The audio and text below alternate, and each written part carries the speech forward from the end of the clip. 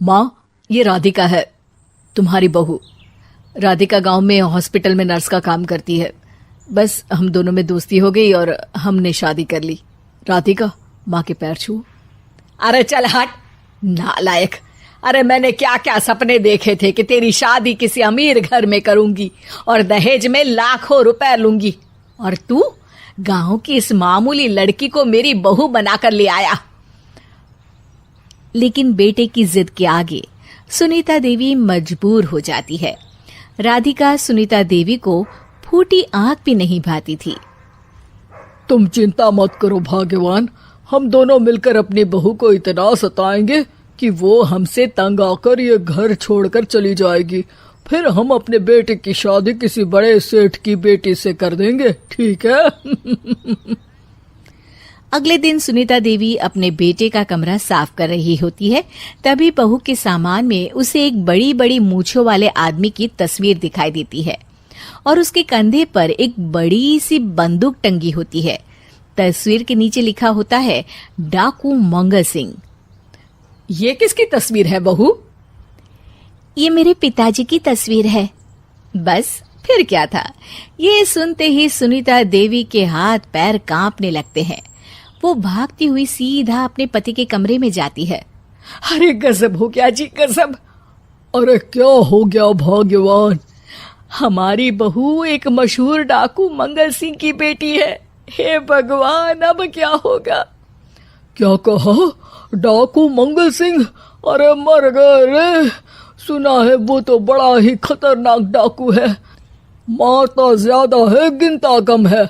लोग पुलिस वाले भी उसके नाम से कांपते हैं। अरे सुना है वो तो हर हफ्ते 2-4 लोगों का ऊपर का टिकट कटवा ही देता है। हे भगवान, अब हम क्या करेंगे? ये हमारे नालायक बेटे ने कैसी मुसीबत हमारे गले बांध दी। हाँ वो तो है, अगर हमने बहू को जरा भी तकलीफ दी तो उसका बाप मंगल सिंह हमें गोली से उड़ा देगा। अब जो मैं कहता हूँ उसे ध्यान से सुनो। तुम बहू से बिल्कुल घर के काम मत करवाना, और ध्यान रहे उसे किसी प्रकार की तकलीफ नहीं होनी चाहिए, समझ गई ना? और ऐसा ही होता है। अगले दिन सुनीता देवी रसोई में खाना बना रही होती है कि तभी, ये क्या माँ जी, मेरे रहते आप खाना बना रही हैं? चलिए हटिए, मैं खाना बना देती हूँ। अरे नहीं नहीं बहू, तू यहाँ क्यों आ गई? जा, तू अपने कमरे में जाकर आराम कर, मैं खाना बना लूंगी। सुनीता देवी जिद करके राधिका को भेज देती है। फिर एक दिन, अरे फर्श पर कितनी धूल जमी है, माँ जी देखेंगी तो नाराज हो जाएंगी, मैं अभी यहाँ पोछा लगा देती हूँ। राधिका जैसे ही पोछा लगाने लगती है कि तभी उसके ससुर की नजर उस पर पड़ती है। बंसीलाल भागता हुआ वहां आता है। अरे नहीं नहीं बहू, तुम ये क्या गजब कर रही हो? बहू तो बेटी समान होती है और हम ना अपनी बेटियों से काम नहीं करवाते। तुम आराम से बैठकर YouTube पर किड लॉजिक चैनल की सास बहू की कहानियां देखो। वो लोग ना बहुत अच्छी अच्छी कहानियां बनाते हैं। सच? आप देखते हैं? अरे मैं तो रोज देखता हूँ। शहर की बहू तो मेरी फेवरेट कहानी है। हाँ, ये कहकर बंसीलाल पोछा लगाने लगता है। इस तरह राधिका के सास ससुर सारा दिन उसकी खुशामद में लगे रहते हैं और उसे किसी महारानी की तरह रखते थे। कैसा लगा बहू? पिज्जा टेस्टी तो है ना? अच्छा, मीठे में क्या खाओगी बोलो तो?